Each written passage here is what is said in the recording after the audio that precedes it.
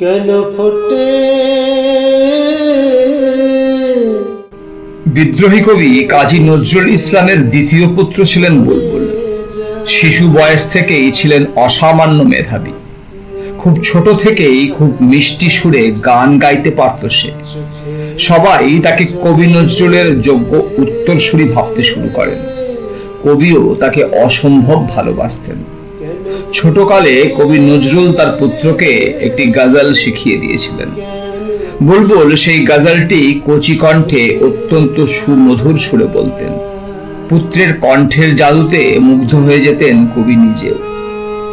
কিন্তু কবির এই পরম প্রিয় পুত্র মাত্র 4.5 বছর বয়সে বসন্ত রোগে আক্রান্ত হয়ে মারা যান।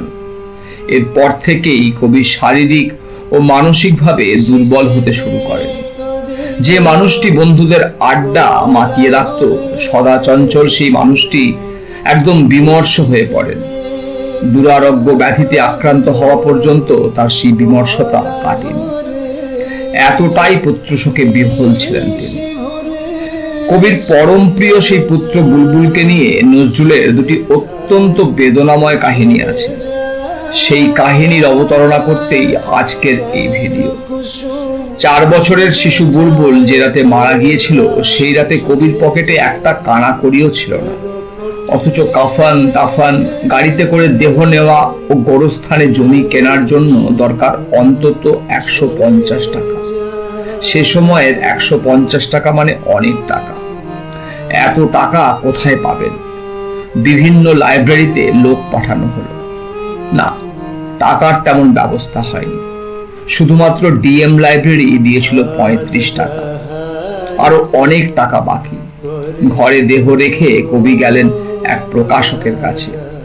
প্রকাশক শর্ত দিল, এই মুহূর্তে কবিতা লিখে দিতে হবে, তারপর টাকা। কবি মনের নীরব কান্না যন্ত্রণা লিখে দিলেন কবিতায়। ঘুমিয়ে গেছে শান্ত হয়ে আমার গানের বুলবুলি, করুণ চোখে চেয়ে আছে সাঝের ছড়া ফুলগুলি। কবি এভাবে পুত্র শোকে তার কষ্টের দিনগুলো পার করতে লাগলেন। এদিকে পঞ্চানন ঘোষাল নামে কলকাতা পুলিশের এক তরুণ অফিসারের সাথে কবির পরিচয় ছিল। ঘোষাল মহাশয় কবিকে অসম্ভব শ্রদ্ধা করতেন এবং ভালোবাসতেন। হামেশাই কাজী নজরুলের সাথে গল্প করতে তিনি চলে আসতেন তার বাড়িতে। একবার কবির বাসায় তল্লাশির হুকুম এলো পুলিশের উপর মহল থেকে। পঞ্চানন বেচারাকে দায়িত্ব দেওয়া হলো সে দলে থাকার। গোয়েন্দারা তাকে নিয়ে কবির ঘরের দরজায় কড়া নাড়ল। কাজী নজরুল দরজা খুলে দিলেন এবং সঙ্গত কারণেই এই তরুণ অফিসার এবং কবি দুজনেই পরস্পরকে না চেনার ভান করে রইলেন। গোয়েন্দা পুলিশের দল কবির ঘরে সবকিছু তছনছ করে তল্লাশি চালাচ্ছে। কবিও তাদেরকে যথাসম্ভব সহযোগিতা করছেন। বাক্স খুলে খুলে দেখাচ্ছেন। হঠাৎ ঘরের কোণে পরম যত্নে উপরের তাকে উঠিয়ে রাখা একটি বাক্সে নজর পড়ল পুলিশের। তারা সেটি খুলে দেখতে চাইল। কবি অসহায়ের মতো দাঁড়িয়ে হাত বাড়িয়ে বলে উঠলেন, না না, ওটাতে হাত দেবেন না, ওটায় কিচ্ছু নেই। কবির বিচলিত মুখভঙ্গি দেখে পুলিশদের সন্দেহ তীব্র হলো। তাদের একজন সজোরে সেটি খুলতেই সেই বাক্সটি থেকে ঝরে পড়ল কিছু খেলনা আর ছোট ছোট জামা কাপড় সহ বাচ্চাদের অন্যান্য সামগ্রী। এভাবে সেগুলো আছড়ে মাটিতে পড়তে দেখে কবির দু চোখ জলে ভরে গেল। ঝরঝর করে তিনি কেঁদে দিলেন সবার সামনে। এমন সুকঠিন মুখখানা তার ব্যথায় ও দুঃখে কালো হয়ে এলো। এই খেলনা ও ব্যবহার্য সামগ্রীগুলি ছিল কবির আদরের সন্তান সেই ছোট্ট বুলবুলের।